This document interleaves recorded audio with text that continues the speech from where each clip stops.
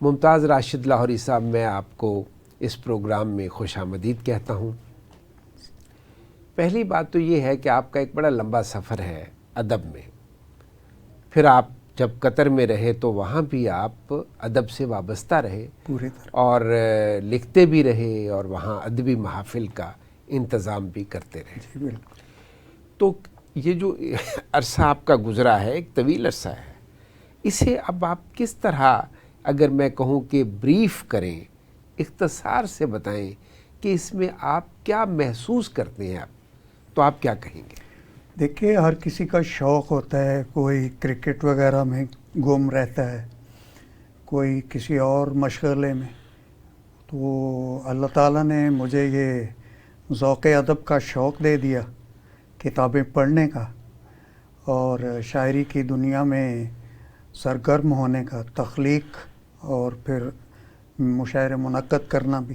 تو یہی شوق جو ہیں برسوں کے شوق ہیں اور اب تک بڑے اچھے انداز میں جاری ہے۔ ماشاءاللہ۔ اچھا، کوئی 2-3 سال کے بعد آپ کو ادبی دنیا میں قدم رکھے 50 سال ہو جائیں گے، جس پر حفیظ نے تو بہت ایک نصف صدی کا قصہ ہے، اتراتے ہوئے کہا تھا کہ نصف صدی کا قصہ ہے، 2-4 برس کی بات نہیں۔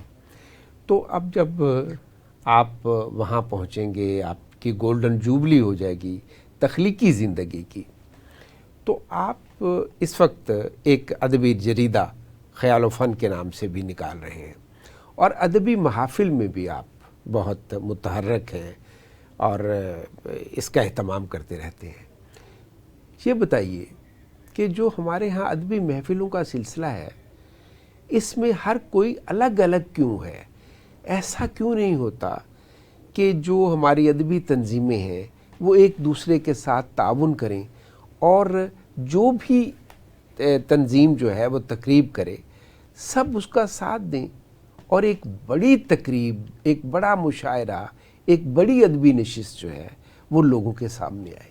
میں تھوڑا سا اختلاف کروں گا آپ سے اس معاملے میں کہ مثلا اپنے شہر لاہور کی مثال دوں، یہاں تقریباً 50-60 ادبی تنظیمیں جو ہیں سرگرم ہیں، اور ان میں آدھی تو ایسی ہیں کہ جو باقاعدہ ہر مہینے محفل منعقد کرتی ہیں، اور 5-6 ایسی بھی ہیں جو ہفتہ وار محفلیں منعقد کر رہی ہیں۔ تو ان سب کی ایک تاریخ ہے۔ تو یہ ایک فطری سی بات ہے کہ تنظیمیں زیادہ ہیں۔ ایک تو آبادی ماشاءاللہ 1.5 کروڑ کی آبادی ہے لاہور کی، کسی ایک تنظیم میں سب کا سمانا جو ہے وہ بھی آسان نہیں۔ کوئی چھوٹا شہر ہو تو یہ بات کہی جا سکتی ہے، لیکن 1.5 کروڑ کی آبادی میں جب ہم کسی تقریب میں جاتے ہیں تو وہاں 150 لوگ نہیں ہوتے۔ ہاں، فاصلے بھی بہت ہیں، کوئی بیریا ٹاؤن میں رہ رہا ہے، کوئی شاہدرہ میں رہ رہا ہے، تو ان کے درمیان دیکھیں نا کوئی 40 کلومیٹر کا فاصلہ ہے۔ تو یہ سمجھے چھوٹے چھوٹے شہر ہی ہیں اپنی اپنی جگہ پہ۔ اب ڈی ایچ ہے، ڈیفینس ہے، وہ ایک اپنی جگہ شہر ہے۔ صحیح جی، تو سمجھیں کہ انہوں نے اپنے اپنے شہر میں بھی رونق لگائی ہوئی ہے، محفلیں کراتے ہیں، مشاعرے کراتے ہیں۔ تو سب لوگوں کا اتنا فاصلہ طے کر کے ہر جگہ پہنچنا بھی آسان نہیں ہوتا۔ تو میں تو بلکہ کبھی کبھی کہتا ہوں کہ جب لاہور کی آبادی 5-6 کروڑ تھی پاکستان بننے پر، تو پاک ٹی ہاؤس تھا 5-6 لاکھ، تو وہ پاک ٹی ہاؤس ایک ہی مرکز تھا، سب وہاں جمع ہو جاتے تھے۔ اب سب وہاں جمع ہو ہی نہیں سکتے۔ تو یہ پاک ٹی ہاؤس جو ہیں یہ ہر بڑی بستی میں ہونا چاہیے، ایک ماڈل ٹاؤن میں ہو، ایک ڈیفینس میں ہو، ایک بحریہ ٹاؤن میں ہو، شاہدرہ میں ایک ہونا چاہیے، ایک یہ جلوں کی طرف ہونا چاہیے۔ مطلب یہ اتنے بڑے بڑے فاصلے ہیں کہ سب لوگوں کا جو مرکزی پاک ٹی ہاؤس ہے وہاں اکٹھے ہونا جو ہے وہ ممکن ہی نہیں رہا۔ ٹریفک بھی اتنی ہے کہ ان کو پارکنگ نہیں ملتی وہاں۔ 80 کی دہائی میں جب میں نے پاک ٹی ہاؤس جانا شروع کیا تو آپ یقین جانیے کہ وہاں جب اجلاس ہوتا تھا حلقہ ارباب ذوق کا تو ٹی ہاؤس کا اوپر کا حصہ بھرا ہوتا تھا۔ جی ایسے ہی، اس میں بیٹھنے کے لیے بعض اوقات سیٹ نہیں ملتی تھی اور لوگ کھڑے ہوتے تھے۔ اب جو ہے سیٹیں پڑی ہوتی ہیں، بیٹھنے والا کوئی نہیں ہوتا۔ نہیں ایسی بات نہیں کہ کوئی نہیں ہوتا، میں بھی جاتا رہتا ہوں, آپ بھی جاتے رہتے ہیں. اب مثلا حلقہ ارباب ذوق ہے, پہلے بس وہ اکیلا تھا, اب وہ اس کی بھی 2 شاخیں ہیں. اسی طرح ترقی پسند مصنفین پہلے ایک تھا, اب اس کی بھی 2 شاخیں, 2 اجلاس ان کے ہوتے ہیں, 2 ان کے ہوتے ہیں. پنجابی سنگت ہے, ان کے 2 شاخیں ہیں. تو ان کے اب تو ہر ایک میں کم و بیش 30 سے تو زیادہ ہی ہر بار میں نے دیکھا ہے کہ 30-40 لوگ جو ہیں ہر بار ہوتے ہیں. اور وہ جو ہے نا کہ بھرا ہوتا تھا. وہ جب کوئی بڑی شخصیت آتی ہے نا, جیسے آپ کو پتہ ہے شمس الرحمان فاروقی آئے تھے, تو بھرا ہوا تھا, جگہ ہی نہیں اب کی بات ہے نا, جگہ ہی نہیں مل رہی. شمس الرحمان فاروقی صاحب کی تو اب کی بات ہے. تو وہ اتنے لوگ آئے ہوئے تھے کہ جگہ ہی نہیں مل رہی. میں تو 80 کی دہائی کی بات کر رہا ہوں, جب مظفر علی سید وہاں بیٹھتے تھے, انتظار حسین آتے تھے, ڈاکٹر سہیل احمد خان ہوتے تھے, زاہد ڈار ہوتے تھے.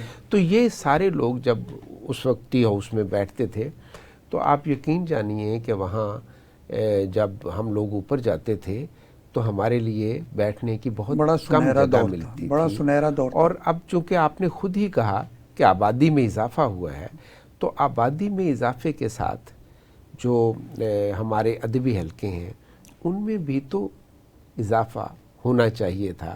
ایک فطری سی بات ہے. ادبی حلقے جو ہیں وہ کئی ایسے ہیں جو نصف صدی سے زیادہ عرصہ ہو گیا ہے ان کو محفلیں منعقد کراتے ہوئے. مثلا کینٹ ایریا جو ہے وہاں علامہ بشیر ازمی صاحب تھے, تو وہ کوئی 60 سال سے مشاعرے ان کی تنظیم کرا رہی تھی, تو پچھلے دنوں فوت ہوئے. ماجبین خوش آمدید کہ آپ پروگرام میں آئیں. آپ کی کتنی کتابیں اب تک شائع ہو چکی ہیں؟ میری 6 کتابیں شائع ہو چکی ہیں, 2 انگلش کی ہیں اور 4 اردو پوئٹری کی. جو اردو شاعری کی ہیں ان کے کوئی نام؟ جی, پہلا شعری مجموعہ نئی شمع, دوسرا ہے عزم کوہکن. عزم کوہکن, جی جی. یہ وعدہ ہے صنم رسموں کی ہر دیوار توڑوں گی, میں عزم کوہکن ہوں تیشائے فرہاد رکھتی ہوں. فرہاد رکھتی ہوں, جی. تو عزم کوہکن وہ ہے. جی. اور تیسرے شعری مجموعہ کا نام ہے سفر جنوں, اور چوتھا میرا ہے مدحت مصطفیٰ, نعتیہ مجموعہ کلام ہے. اور نعتیہ مجموعہ ہے. جی, زیر طبع ہے مدحت کبریہ. مدحت کبریہ, یہ حمدیہ. جی, حمدیہ. جی. تو ممتاز راشد صاحب, آپ کے تو کوئی 30 کے قریب مجموعے یا کتابیں جو ہیں وہ شائع ہو چکی ہیں. جی, برابر ہی ہیں. تو ذرا یہ بتا دیجئے کہ اس میں شاعری کتنی ہے, کتنی کتابیں شاعری کی ہیں, کتنی نثر کی ہیں؟ تقریباً 17 مجموعے جو ہیں شعری ہیں. اچھا. اور 14 کتابیں جو نثری ہیں. تو ملا جلا ہی کام چل رہا ہے. نثر میں لاہور کے حوالے سے میں نے کافی لکھا ہے, اور 2 کتابیں ہیں لاہور پر, کافی ضخیم. اور پھر ہمارا جو میگزین جس کا آپ نے ذکر کیا, آپ کا کلیات بھی تو شائع ہو چکا ہے. کلیات بھی ایک آ چکا ہے. اس میں 6 مجموعے تھے اس میں میرے. کلیات کا کیا نام ہے؟ کلیات ممتاز راشد. کلیات ممتاز راشد, یہی نام تھا اس کا. تو جو نثر ہے اس میں لاہور کے حوالے سے کافی کام ہے. ہمارا جو میگزین ہے خیال و فن, اس کا لاہور نمبر ہم نے شائع کیا, اور پھر اس کا لاہور نمبر جلد 2 بھی شائع کی, اور آج کل جلد 100 جو ہے اس پہ کام, جلد اول بھی ہو گئی, جلد 2 بھی ہو گئی, اور جلد پہ کام بھی ہو گئی. جی, وہ اس پر بھی کام ہو رہا ہے. ماجبین, آپ شروع کریں اپنے کلام سے. کلام شاعر بازبان شاعرہ سنتے ہیں. سنائیے جی کچھ. مختصر وقت خزاؤں کا گزر جانا ہے, مختصر وقت خزاؤں کا گزر جانا ہے, میرے گلشن نے بہاروں میں نکھر جانا ہے. واہ واہ واہ واہ.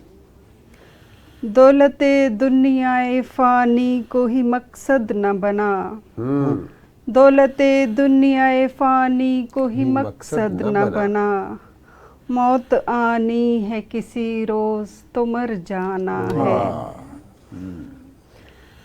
دھوپ نے مجھ کو ستایا تو پریشانی میں, دھوپ نے مجھ کو ستایا تو پریشانی میں, میں نے ایک شاخ بریدہ کو شجر جانا ہے. ہاں ہاں اچھا شعر ہے. شاخ بریدہ کو شجر جانا ہے. چپ ہوں اس ڈر سے کہ تو بھی نہ بچھڑ جائے کہیں. چپ ہوں اس ڈر سے کہ تو بھی نہ بچھڑ جائے کہیں. شب کی تنہائی میں سوچوں نے بکھر جانا ہے. واہ واہ. ہجر کی رت میں پریشان میری زلفوں نے. ہجر کی رت میں پریشان میری زلفوں نے. تیرے آنے کی خبر سے ہی سنور جانا ہے. بہت واہ اچھا. واہ واہ. تیرے آنے کی خبر سے ہی سنور جانا ہے. واہ. پیار میں حد سے تجاوز نہیں اچھا پھر بھی. واہ. پیار میں حد سے تجاوز نہیں اچھا پھر بھی. محجبی ہم نے تو اس حد سے گزر جانا ہے. واہ واہ واہ واہ واہ. اور ایک غزل.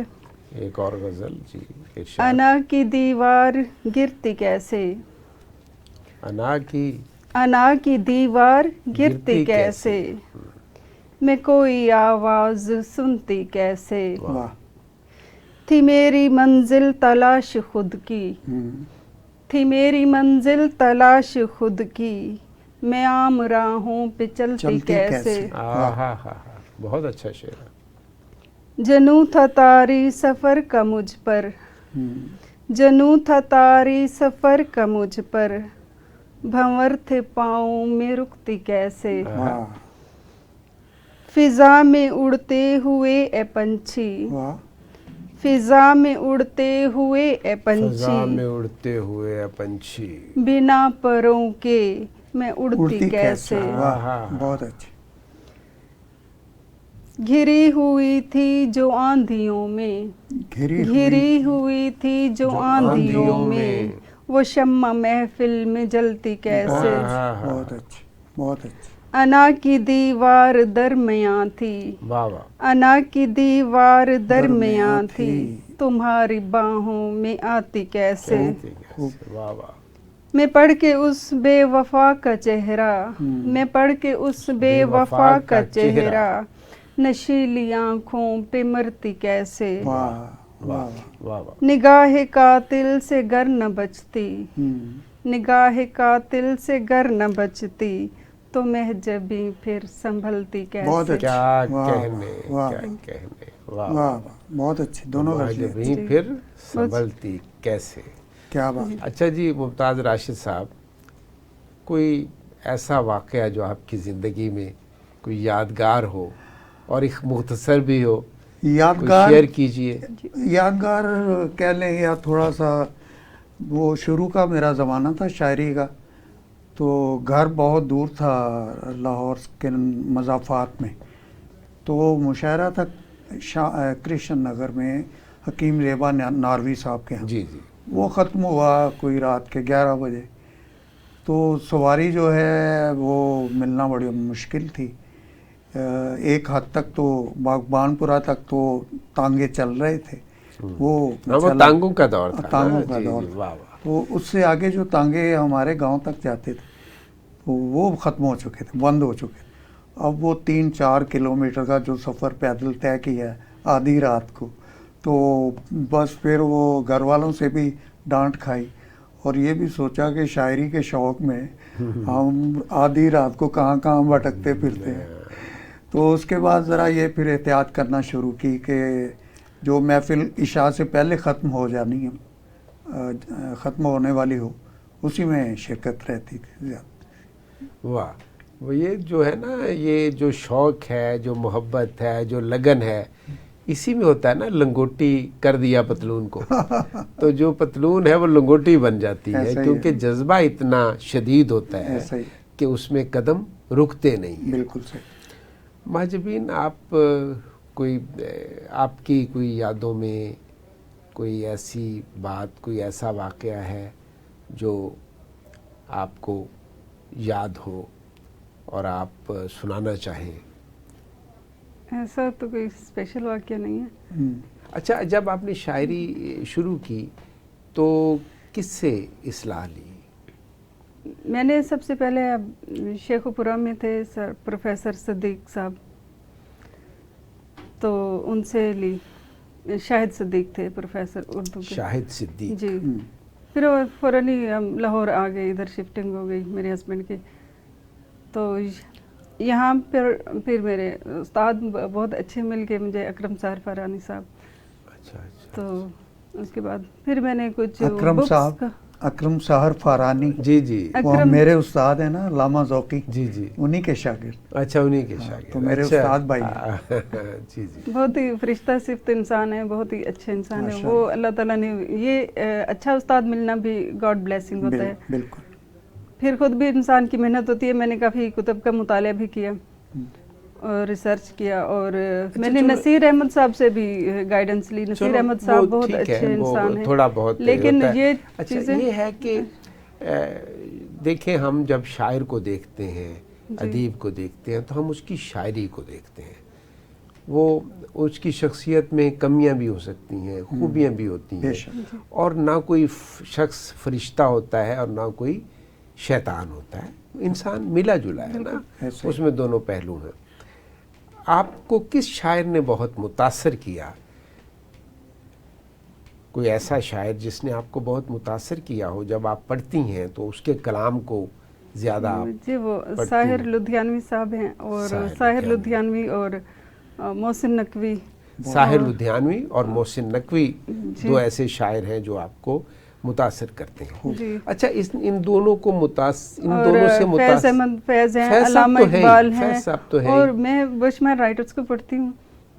تو اچھا، میں یہ جاننا چاہ رہا تھا کہ وہ کون سی قدر مشترک ہے جس کی بنیاد پر آپ ان تین شاعروں کو پسند کرتی ہیں، فیض صاحب کو، ساحر لدھیانوی کو اور محسن نقوی کو؟ ان کے کلام میں رجایت ہے، موٹیویشنل ہیں، اور مزاحمت بھی ہے. میرا خیال ہے کہ مزاحمت جو ہے وہ ایک ایسا نقطہ ہے جس پر یہ تینوں شاعر جو ہے یہ متفق ہیں. صحیح. آپ کے کلام سے کچھ اور ہو جائے. جی. کسی سے بچھڑنے کے دن آ رہے ہیں، کسی سے بچھڑنے کے دن آ رہے ہیں، یہ موسم بدلنے کے دن آ رہے ہیں. نظر سے پلاؤ نہ دو جام بھر کے، نظر سے پلاؤ نہ دو جام بھر کے، ہمارے سنبھلنے کے دن آ رہے ہیں. چراغ محبت ہے آندھی کی زد میں، چراغ محبت، چراغ محبت ہے آندھی کی زد میں، دلوں کے سلگنے کے دن آ رہے ہیں. جو پلکوں کے ترکش میں ہیں تیر باقی، جو پلکوں کے ترکش میں ہیں تیر باقی، وہ دل میں اترنے کے دن آ رہے ہیں.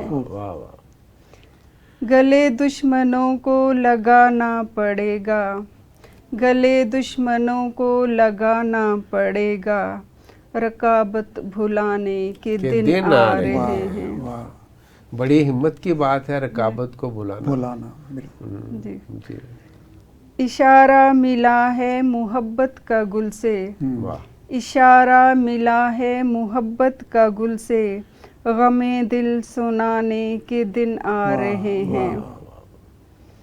رکھو ہاتھ دل پر کہیں کھو نہ جائے، رکھو ہاتھ دل پر کہیں کھو نہ جائے، انہیں آزمانے کے دن آ رہے ہیں. ملے مہجبی کو بھی چاہت کا سرما، ملے مہجبی کو بھی چاہت کا سرما، کہ سجنے سنورنے کے دن آ رہے ہیں. اچھا ممتاز راشد صاحب، آپ شاعری میں کس شخصیت سے بہت متاثر ہوئے؟ میں جو نمکین شاعری ہے اس میں جو اکبر الہ آبادی تھے نا، ان سے بہت انسپائر ہوا. اور جو کلاسیکی شعراء ہیں ان میں میر و غالب اور میر انیس، ان تینوں سے بہت. اچھا، آپ کی جو شاعری ہے نا اس میں کئی رنگ ہیں. اس میں رومانوی رنگ بھی ہے، اس میں نمک بھی ہے، نمکین غزلیں بھی آپ نے کہیں، اس میں جو ہے ایک جو عصری آشوب ہے وہ بھی ہمیں نظر آتا ہے. تو آپ کی شاعری میں مختلف ہمیں رنگ اور مختلف جو عکس ہیں وہ دکھائی دیتے ہیں. تو لیکن جن شاعروں کا آپ نام لے رہے ہیں وہ تو کچھ اور انداز کے شاعر ہیں. جی وہ تو یقیناً، وہ کیونکہ میر انیس تو مرثیے کے شاعر ہیں. دور یہ اور طرح کا تھا. تو ہم تو چونکہ قیام پاکستان کے بعد کا جو ماحول ہے وہ ہماری جو شاعری ہے اس پہ زیادہ اثر انداز ہوا. ناصر کاظمی آئے، اس کے بعد حبیب جالب آئے اور فیض اور احسان دانش. تو یہ ہمارے سینئرز تھے، تو انہی کو زیادہ سنتے رہے. تو زیادہ جو متاثر بھی ہوئے وہ انہی کی ملی جلی شاعری. پھر ساتھ ساتھ رومان پاکستان بننے کے ساتھ جو شاعر آئے یا اس کے بعد آئے. جی جی. تو رومانی رنگ ہے اس میں، اختر شیرانی وغیرہ کو پڑھا. اور مزاح میں آپ دیکھیں سید ضمیر جعفری صاحب تھے، ان کو پڑھا. انور مسعود بڑا لطیف انداز تھا ان کا، بہت شگفتہ انداز. تو اور زبان پر بھی ان کی مہارت، بڑی مہارت تھی. اب تو جو مزاحیہ شاعر ہیں ہمارے وہ زبان کا ستیہ ناز کر دیتے ہیں. وہ پکڑ پن زیادہ ہے. وہ جو نام تھے وہ مزاح میں بھی معیار کو برقرار رکھتے تھے. جی ہاں بالکل. ان کی جیسے عنایت علی خان تھے. جی عنایت علی خان صاحب زبردست شاعر. سید ضمیر جعفری، ہمارے دلاور فگار تھے. دلاور فگار تھے. محمود سرحدی تھے. محمود صاحب. تو بڑے نام ہیں جو مزاح میں بھی جنہوں نے اپنا ایک معیار قائم رکھا. شکریہ کے ساتھ ممتاز راشد صاحب کے اور مہاجبین کے شکریہ کے ساتھ، اور مجھے اجازت دیجیے. اللہ حافظ.